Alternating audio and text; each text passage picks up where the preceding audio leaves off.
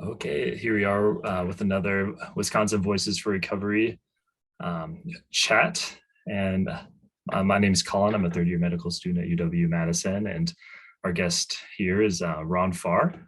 And we're really excited to hear a little bit from you today, Ron, and hear about, your whole story, maybe from the start to finish, and some advice that you have for healthcare providers, and then also for people that were in the same situation that they used to be in. And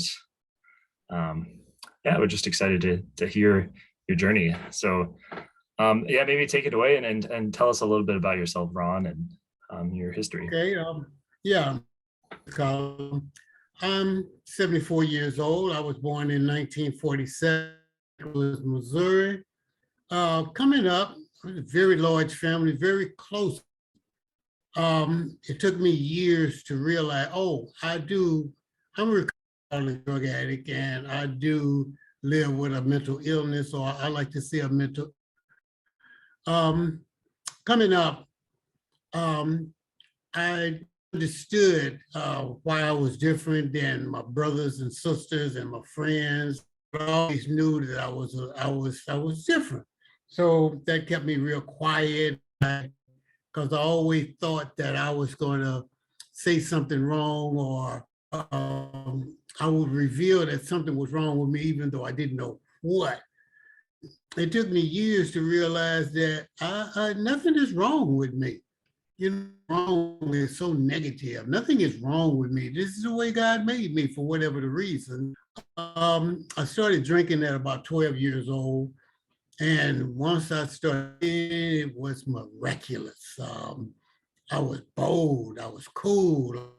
I could talk to the girls. I didn't, and even if I got rejected, shame, I could go on to the next one. And I didn't realize that we would go to these hops, these parties, like the church is Saturday night. And I didn't realize that mine got to the place at that young age where they would have to carry us every Saturday.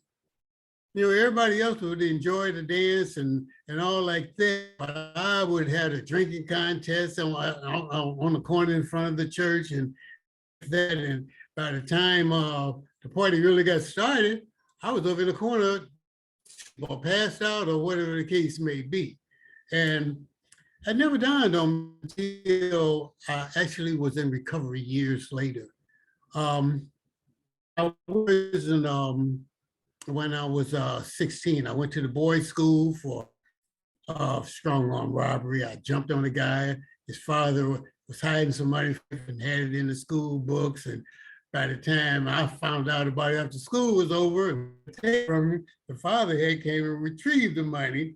And I beat the boy up for nothing. And I sent to the boys' school, got into a fight with a guard and got sent to the reformatory. And that's the way my history ran for most of my life. I was always in trouble in one kind or another, and I never realized that.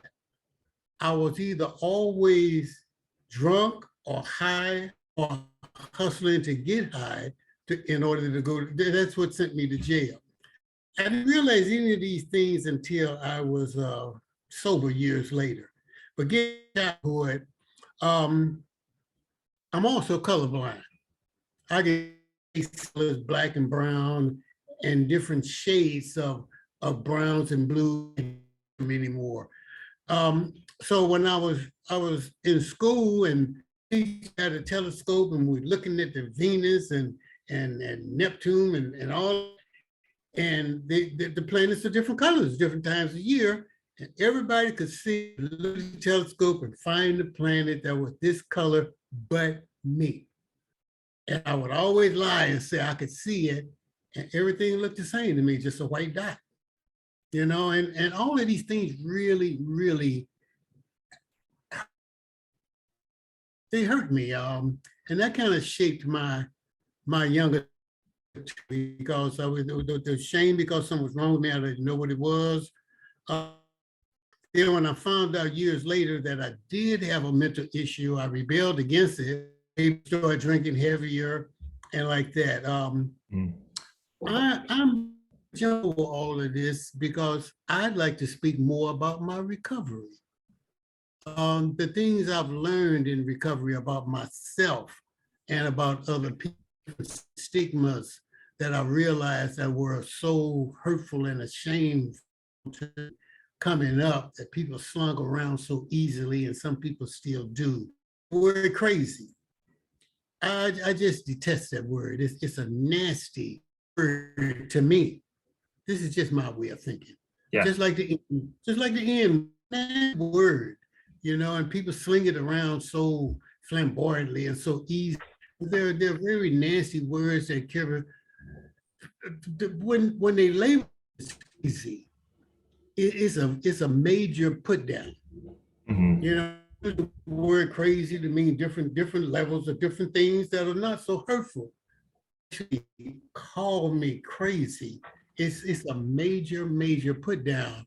The things that those labels that to keep the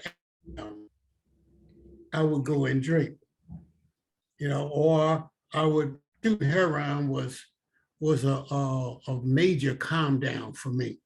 Like I said, I was a greedy man. I would get high for anything, you know. I was 2 before I hit my rock bottom, and prison about 3 times in 2 different states, Missouri and Wisconsin.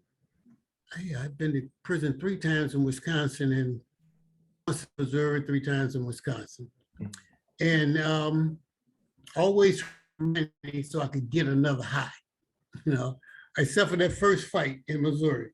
Anyway, I hit my rock bottom. I woke up, sitting on the bed. I'm fully dressed. I'm not stinky or anything.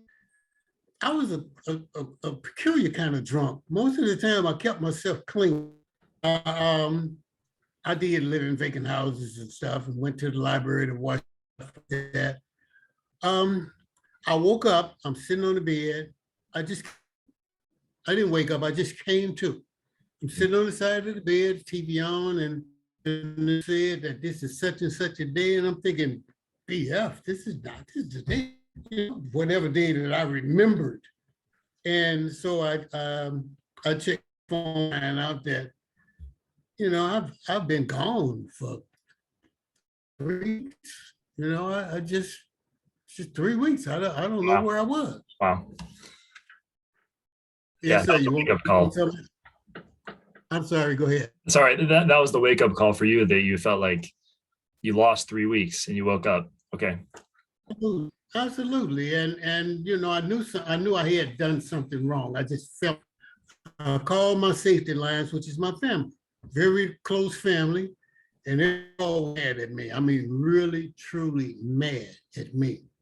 And all things I did and said, calling midnight, 2 o'clock in the morning, people, all kind of things that I did when I was hustling and all like that. What drove me to recovery? Just the thought of not only I was feeling physically losing weight and all like that, and always broke. That was a major blow to me. That's where I went into recovery. I called 211, which is information here, and the lady on the floor, the operator, even got mad at me because I was whining, poor, and I just, I had real bad, and I was recovering from cancer at this time. Mm-hmm. And as soon as I got up to the house, I walk on the cane, I hopped down to the liquor store and started back drinking. So, family, now I'm in my own apartment, and I hit my rock bottom, and I'm telling her it's cold, it's February, and I can't catch no buses. And she found a meeting 3 weeks from 3 blocks from me and said, "Can you?" And I heard the scorn in her voice. I told her, yeah. And I came and I hopped down to this meeting. And by the grace of God, that was 13 years ago, February the 12th, of next year, if God bless me to be around, it'll be 13 years. I'm very, very proud of that. Yeah. You know, when with the cancer, with the such heavy cancer I had, and with all of the things I put into my body, either shooting or drinking, I wonder, why did God save me? One of my members, for 2 years, he kept telling me that this job was made for me. This was made for me. I would love this job. So finally, he wore me down. At this time, I'm thinking nobody would ever hire me again. I had messed up my work, my rental record, my finances, everything. I go down and I the exam and go through the training, and I go for the job interview, and they appreciated me so much that I had to cover straighten out some of my criminal justice record, and they held that job for 6 months. And I thought that was unbelievable until I straightened it out and I got the job. And like my teammate kept telling me, this is a job that's made. I love helping people. I love giving back. This is a fulfillment. Getting paid helps out, but this is a fulfillment for me, helping people, letting people know this is what I did. This is what happened to me. If a guy like me can sober up and live a good, productive life, that's my simple message that I carry. Yeah. Is there anything you would like for me to speak on? Yeah. So you're talking about your job now. Is that as a counselor, right? Or like a peer I'm a person? peer specialist and a recovery coach. Okay. And that's it. That's in Milwaukee, right? Yes, what in Milwaukee, organization are you working with? I'm with WCS, Wisconsin Community Services. And with the job, I work in 2 departments. I work ED to recovery. We go to the emergency rooms when an overdose. And we go to them in the emergency room and offer them whatever services and whatever knowledge and emotional feelings that I have, because I've been in the same place. And believe me, it helps out quite a bit when somebody is in the emergency room, they've had the overdose, they're scared, and somebody comes in and understand what they're going through. It helps tremendously.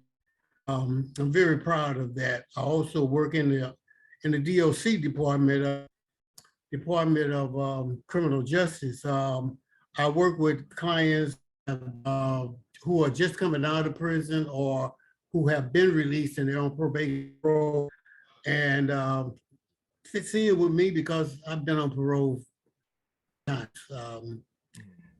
So that's what I do. Said I'm proud to be able to share my story. Not proud I did in the past, but I'm proud to be able to say, regardless of where it was, this is where I am now. Yeah. And this is to you. Yeah. I think, yeah, you having the experience that you do does really prepare you to talk to other people in the same situation. And I'm wondering if you have any advice for people who maybe haven't been in that situation, but are like the healthcare providers of somebody who's overdosed or someone who's suffering from addiction. What advice do you have for healthcare providers who haven't been there? For healthcare providers, they so willy-nilly, like I'm have the degrees. What do we need them for? But after a while, they just useful we are, because we have been where the client is, and we can. They will talk to us when they'll talk to nobody else. You know, no police. They know I'm not there to judge them. Yeah. And so for the professionals, I to be a bit more tolerant with not only with the, and that's kind of hard to do at times, because I know from experience they do and say some things that, are not kind. It's out of fear. And for the suffering alcoholic, I know that it's hard for a grown man to say, I'm scared of something. Especially it's hard to say, well, yeah, I have a disease. And not only I'm helping this disease out willingly. And it's hard to say that I have something wrong with my mind. Mm-hmm. I have a mental issue. So many people will not admit to that until it just breaks them. That's very painful. I try to tell people, just think about, if nothing was wrong with you mentally, would you have done what you did to yourself? Would you have poured all of that alcohol into your own body, your own organs, coming back and forth into the hospital? Would you have shot that own arm? I mean, that's just a simple part of it. That's not really a true definition of a mental illness, but insane act. It's an insane punishment that I did. That's the first stage of trying to realize that I do, and I need to work on me. And this is what I try to give. I mean, I'm not judging. I've been there. I've done this. And I can tell the person from experience that there is a way out. And it's not as hard as they think it's going to be. Yeah. So you said it's been about 13 years. So how old were you when you were going through recovery initially? Say that again. How old were you when you first took the steps to go into that meeting, and you were first able to? Where was I? How old? Oh, I was. Matter of fact, I think I was 62. Yeah. And I pride younger people on getting help as young as they are, and as hard-headed as I was, and in such denial as I was. I was 62, but the thing is I was so beat down by then that once I was quiet and watching and listening, but once I got there, I was afraid to go back out, that I've still been there and I've never relapsed. Yeah. It doesn't mean that I can't relapse, but I'm still as scared as I went into recovery that I'll go back to that same old life again. And I don't have a good 10 or 15 years to be out there pouring that stuff into mine. And I've already weakened myself as it is. Yeah. What do you think some challenges were to going through recovery at that age? Do you think being older had its own challenges when you're going through the system? It did, because when I went into my first AA meeting, and that turned out to be my group. When I first went into my first AA group, I'm not, I mean, everybody wasn't real young, but from different ages coming on up to the 40s, and I'm 62. And I was looking pretty rugged at the time, my youth, I mean, I was skinny as a nail, and I was wearing glasses with one arm on it, and I was a mess. But sitting there, it's not like I wanted to be there. I still wanted that. I wanted that hit, and I'm sitting here, and I'm ashamed of it. Everybody younger than me, and they looking good, laughing and talking, and they're happy. I'm ashamed to be sitting there, but I was too hurt to leave, afraid to leave. Thank God for that. It was a lot of challenges for me at that age to begin with. Because after the first couple of years, my family watched me just as my biological family watched me, because there's so many, nobody is just going to believe that, okay, he mean it this time. After the first year, my family, they got behind me whole hog. Even the ones that were still, they used to drink with, got behind me whole hog to stay where I was. Maybe that's how bad I had been to people. So, but that's love. My AA family, it's the same thing. They had watched so many people come and go, and who this older guy is. He knows a lot of older people in the program, but they wasn't in my groups. And here guy here, and he shamefaced it, and and now he's saying he's gonna do this and that, and so it took about 2 years for everybody just gave me I want to say respect, but but the best thing is trust. Okay. You know? Yeah, that's a good word. Yeah.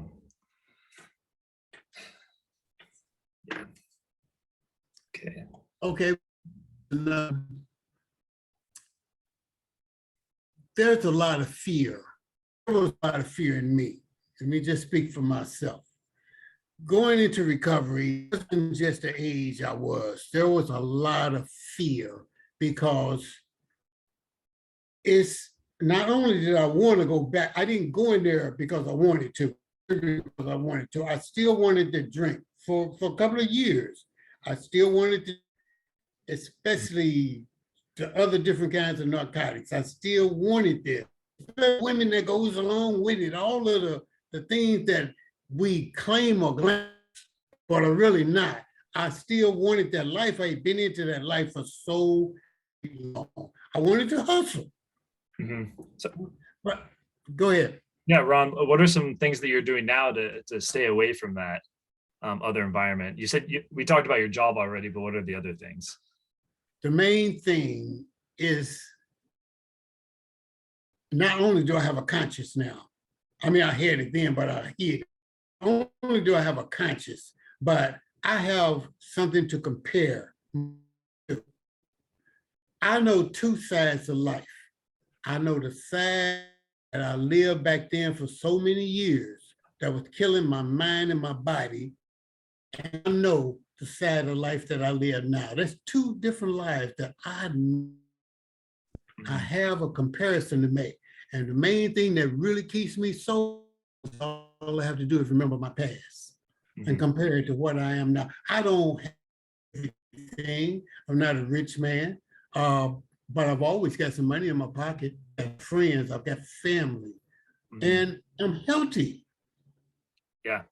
And those are things you gave up when you're using, right? Like right, finances, your security at home, you're not in contact with your family. Those are things that you really value now.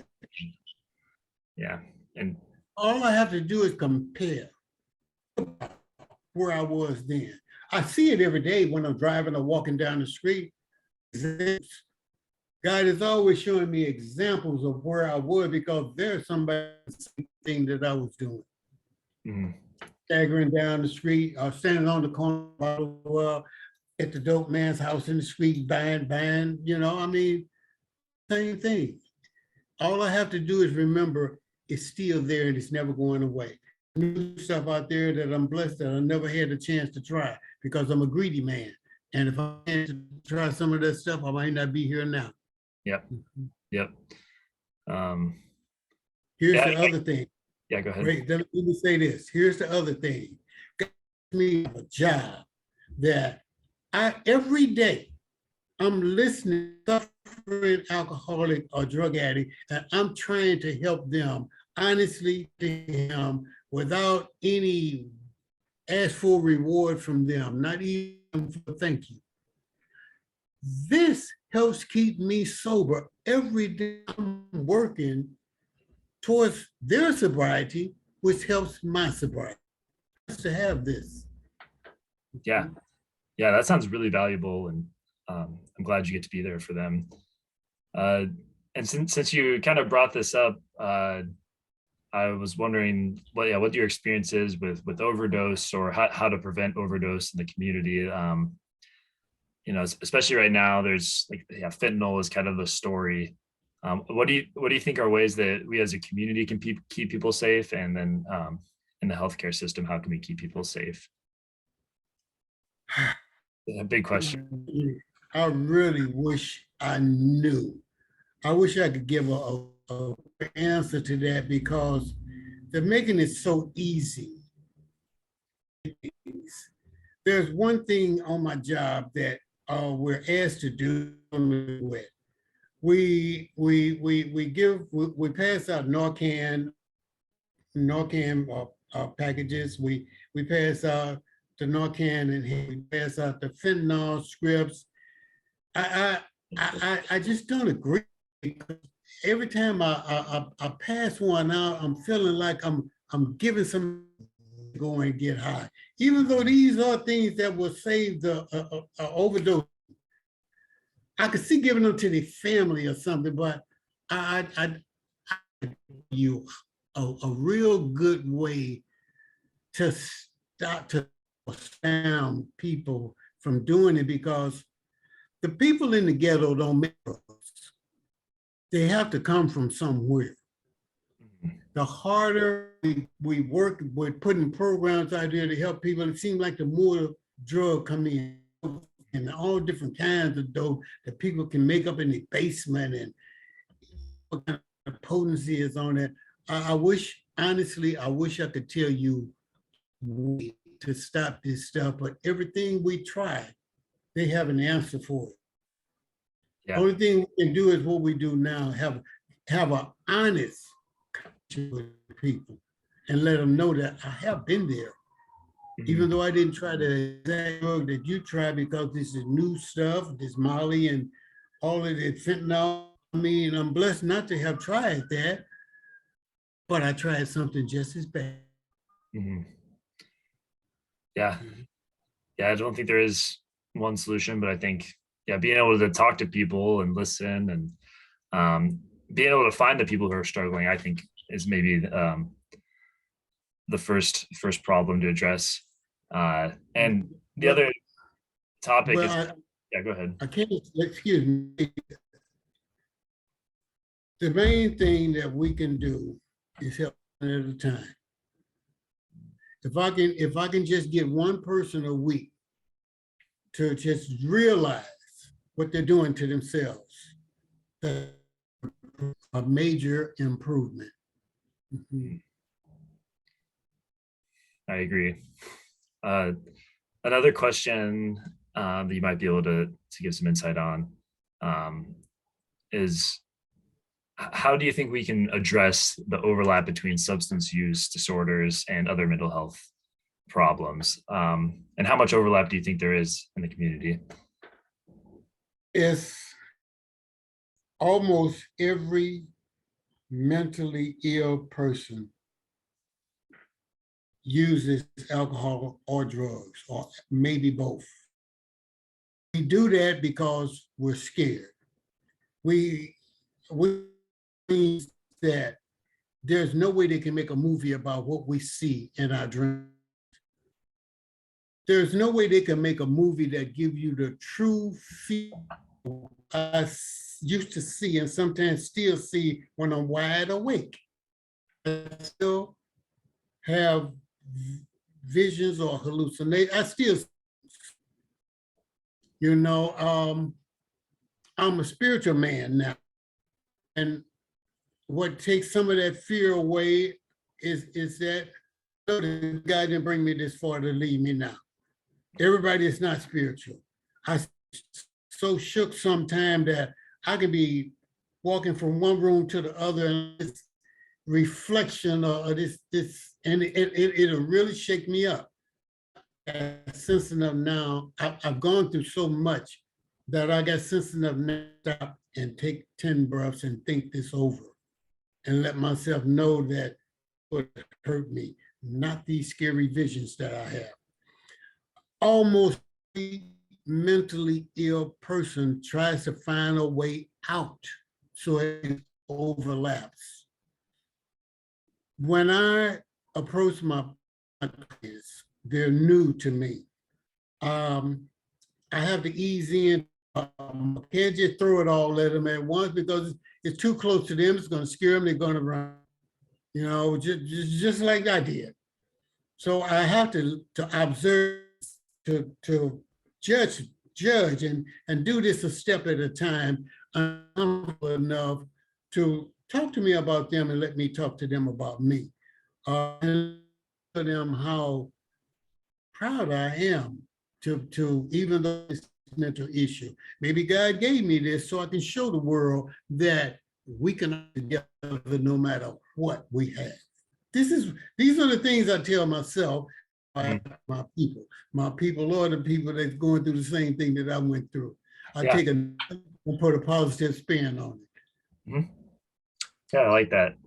I like that you do find meaning in your spirituality. Is that something that came up after you went through recovery, or is it something that was happening during recovery? In the church, when I got a certain age, Mom gave all of her children the choice.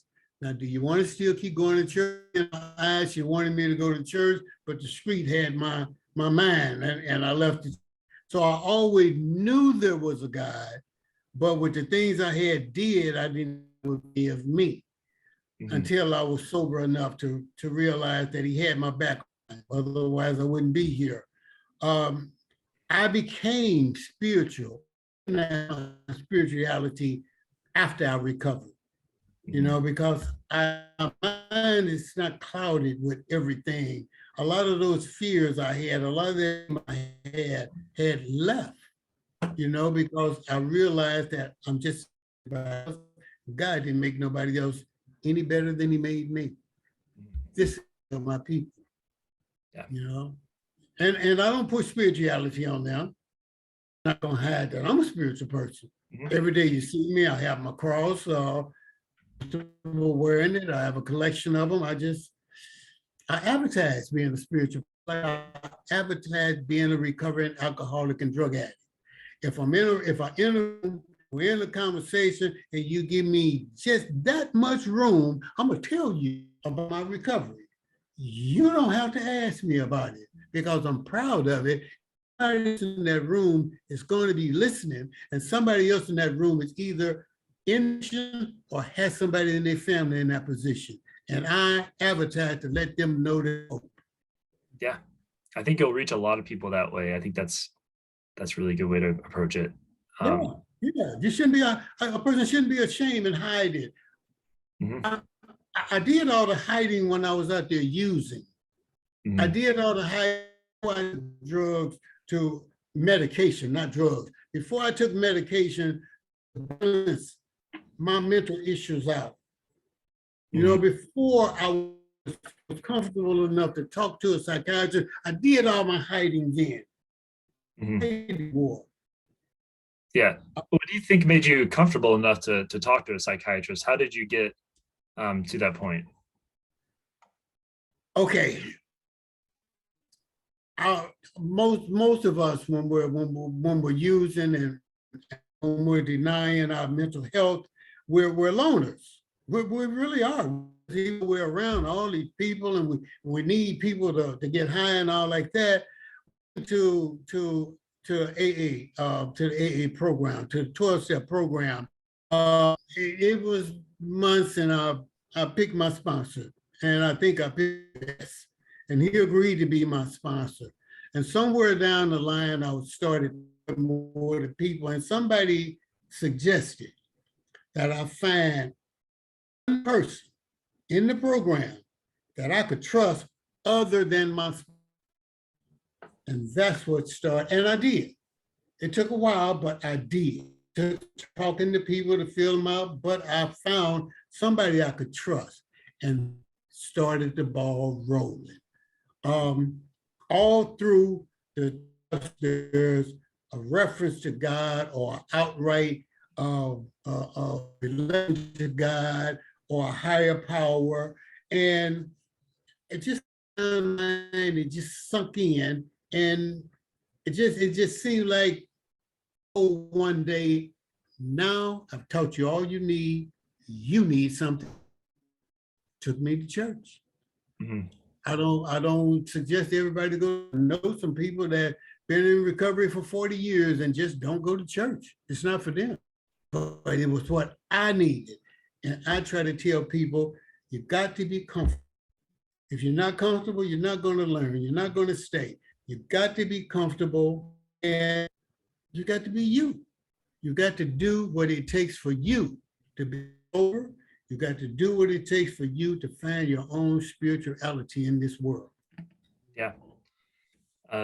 Yeah, I think those are great words of advice. And maybe we can wrap up here a little bit. And I have a question on what advice do you have specifically for people who want to take the first step, like they're using and they need help? Like, what do you think they should do, or what should their mindset be to take that first step? I think they should, if they don't, a 12-step book, whether it's NA or AA or CA or whatever. If you don't have a 12-step book, most groups, if you're coming on a regular basis, will give you, read the material, even if you have to do it in the meeting, read the material, ask questions. Ask questions. Realize that the we admit it, which means you're not alone. It's the step uses the word we to begin like that, meaning you're not alone.